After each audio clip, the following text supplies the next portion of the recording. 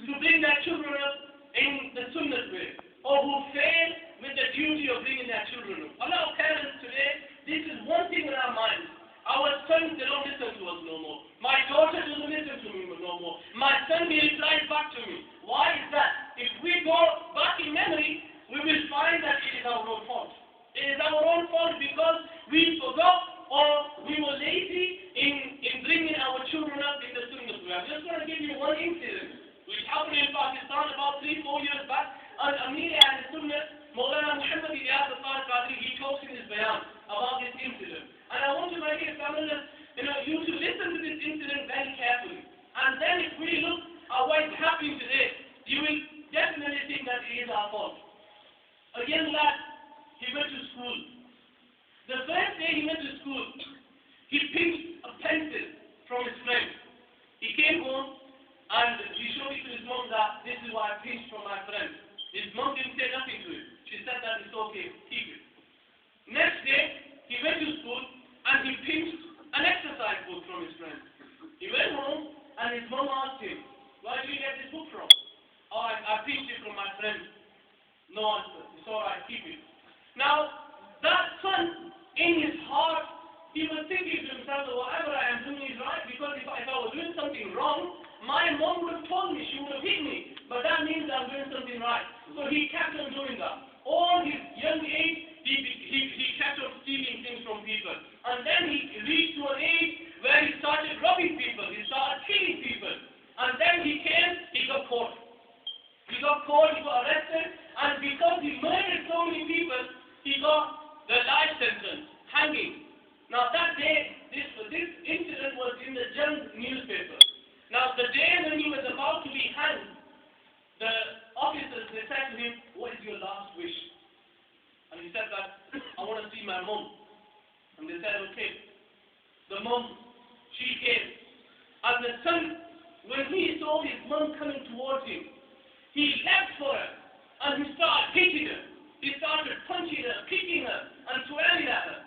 And the officers, they grabbed hold of him and they said, is this what your last wish is? You're about to die. And instead of doing something good, what are you doing? You're hitting your mother. That is a sin. And he said, listen, it is because of my mother I am here today. If my mother had stopped me that very first day when I picked that pencil, and if she hit me that day, I would not have been here. It is because of my mother. It's because of her negligence I am here today. And then he got hanged. This is a true incident.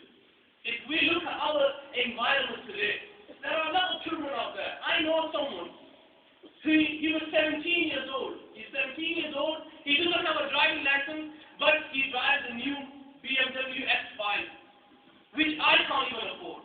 Now he's a student. Have his parents ever asked him where that car has come from? He's only one I know. I know many of them, and you probably know a lot more than me. So many youngsters. What is happening on the streets today? Our youngsters are driving so many expensive cars. They've got so much money with them. Where is that money coming from?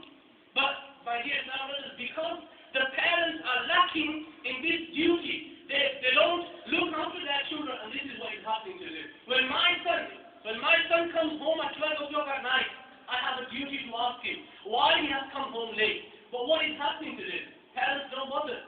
Parents don't know. And if you talk to them, they say, forget it. Why should I bother? If he doesn't listen to me, why should I bother for him? Let him do whatever he wants. But remember, he is still your son. He is still your son. If he does something wrong, people will look at you. And my dear brothers, we as parents, we need to put a handle. And we need to accept our faults.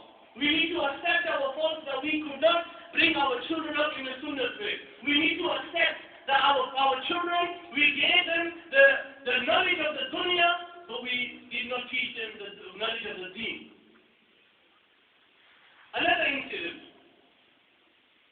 This incident was in London. A couple of years back, an old man, may Allah forgive him, he died. And his son, he was a property dealer. So was his father, and he had so many properties. He was very, very rich. You can say